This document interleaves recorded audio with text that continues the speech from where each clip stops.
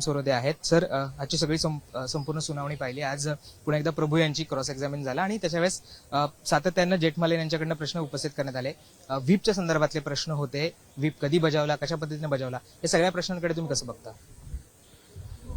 बघा, व्हीप अस्तित्वातच नव्हता, व्हीप खोटा आहे, व्हीप बनावट आहे, अशा 3 गोष्टी प्रस्थापित करण्यासाठी महेश जेठमलानी, एकनाथ शिंदे यांचे वकील जे आहेत त्यांनी जवळपास 40 ते 42 प्रश्न विचारले. म्हणजे एकूण जेवढे प्रश्न झालेले आहेत 57 ते 60, त्याच्यामध्ये हे असत्य प्रस्थापित करण्यासाठी की व्हीपच नव्हता, त्यांना तब्बल 40 ते 42 प्रश्न विचारावे लागले. कारण की जे सत्य आहे ते खोडून काढण्यासाठी खूप जास्त प्रश्न विचारावे लागतात, हे या गोष्टीवरून आपल्याला दिसते. आणि जो व्हीप आहे हे सर्वोच्च न्यायालयाने प्रथमदर्शनी मान्य केलं. ज्या व्हीपचा अनादर झाला हे सर्वोच्च न्यायालयाने मान्य केलं. कोणी काढलेला व्हीप महत्वाचा आहे सर्वोच्च न्यायालयाने सगळं सांगितलं. तो निर्णय दिलेला असतानाही इथे व्हीपच नव्हता, अशा प्रकारचा एक द्रविडी प्राणायाम केला जातो आहे आणि तो अत्यंत चुकीचा भाग आहे. कायद्याच्या प्रक्रियेमध्ये असत्य घुसाडण्याचा हा प्रकार आहे असं माझं मत आहे.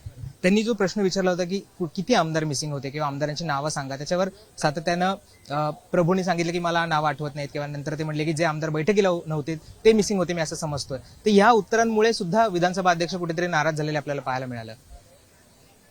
जे विटनेस आहेत सुनील प्रभू, त्यांच्या उत्तरामुळे कोणी नाराज होण्याची काही गरज नाही. त्यांना जे उत्तर वाटलं ते त्यांनी खरं खरं दिलेलं आहे. आम्ही काही कोणी त्यांची तयारी करून घेतलेली नाही की हे उत्तर द्या ते उत्तर द्या. त्यांनी सत्सद विवेक बुद्धीनी जे सत्यावर आधारित आहे ते उत्तर दिलेलं आहे. आणि त्यांनी जर असं म्हटलं असेल की जे त्या दिवशी मिटिंगला नव्हते 21 तारखेच्या, त्यांना सतत कॉल केल्यावर पण त्यांचे कॉल लागत नव्हते, ते संपर्कात येत नव्हते आणि ते आले पण नाही मिटिंगला दुसऱ्या दिवशी. व्हॉट्सअपवर त्यांना व्हीपची नोटीस पाठवली तरी त्यांनी ती बघितली नाही, त्यांना ती मिळाली नसेल.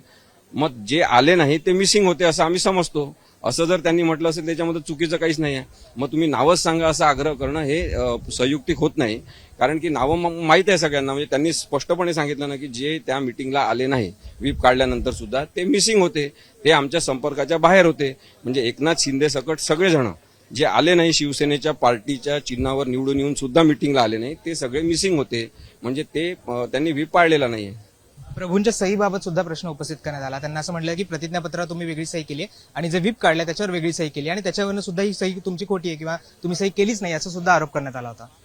नाही, त्यांनी स्पष्टपणे सांगितलं की मी 2 प्रकारच्या सह्या करतो. एक शॉर्ट सही करतो जी SP म्हणून करतो आणि दुसरी SW प्रभू म्हणून करतो.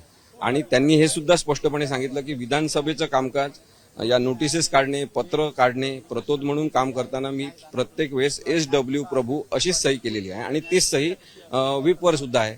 त्यामुळे त्यांच्या सहीबद्दल मुद्दामून एक गैरसमज आणि आपण म्हणू की चुकीचं काहीतरी तयार करण्याचा जो प्रयत्न होता आहे महेश जेठमलानीकडून, तो सुद्धा म्हणजे तसा अमान्य होण्यासारखा आहे, कायद्यामध्ये काही बसणारा नाही.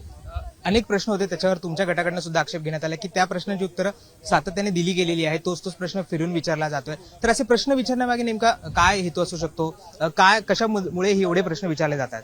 हे असत्य सत्य प्रस्थापित करण्यासाठी तो प्रश्न विचारला जातो असं माझं म्हणणं. एक नाराजी सुद्धा अध्यक्षांनी व्यक्त केली की ते म्हणले की ज्या पद्धतीने हे कामकाज सुरू आहे, ज्या पद्धतीने उत्तरं दिली जात आहेत, त्याच्यामुळे ही सुनावणी लांबण्याची शक्यता 31 तारखेच्या आत होऊ शकत नाही जर अशा पद्धतीने कामकाज सुरू झालं तर. या सगळ्याकडे कसं बघताय? हे कामकाज 31 तारखेच्या आत पूर्ण होईल तुम्हाला असं वाटतं का? नाही, पूर्ण होईल की नाही हे सांगता येत नाही. परंतु जर आपण बघितलं की खूप साक्षीदार असण्याची गरज नाही आहे, खूप साक्षीदारांना कुणाला बोलवायचंही नाही आहे आणि त्यामुळे जे बोलवलेले साक्षीदार आहेत त्यांना किती दिवस लागतात त्याच्यावर ते अवलंबून आहे.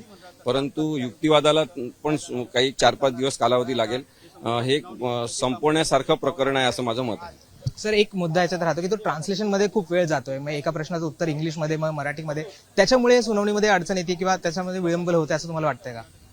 कसं आहे की मराठीत उत्तरं दिल्यावर इंग्लिशमध्ये घेणं ही प्रक्रिया करावं लागणार आहे. कारण की शेवटी काही निर्णय झाला तरी दोन्ही पक्षातर्फे सर्वोच्च न्यायालयामध्ये परत जाणार आहेत त्या निर्णयाच्या विरुद्ध आव्हान देताना, आणि त्यावेळेस मग इंग्लिश ट्रान्सलेशन हे महत्वाचं ठरणार आहे.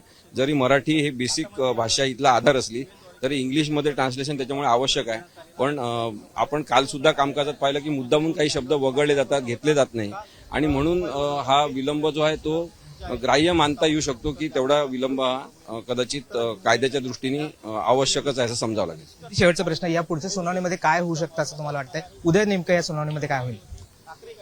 उद्या सुनील प्रभू यांची सुनावणी पूर्णपणे संपेल आणि त्याच्यानंतर पुढची सुनावणी सुरू होईल. सुनील प्रभू यांनी अत्यंत चांगले उत्तरं दिले आहे, सत्यावर आधारित दिलेले आहे, सदसद्विवेक धरून दिलेले आहे. ते जरी विस्तृत उत्तरं देत असले त्याच्यामुळे वेळ लागत असला तरी ते विस्तृत उत्तरं कायद्याच्या दृष्टीने आणि उद्धव ठाकरे शिवसेना यांच्यासाठी ते आवश्यक आहेत असं मला वाटतं. धन्यवाद सर. आपल्यासोबत ठाकरे गटाचे वकील असीम सरोदे होते. कॅमेरा पर्सन सचिन सावंतसह मी राहुल गायकवाड, मुंबई तक.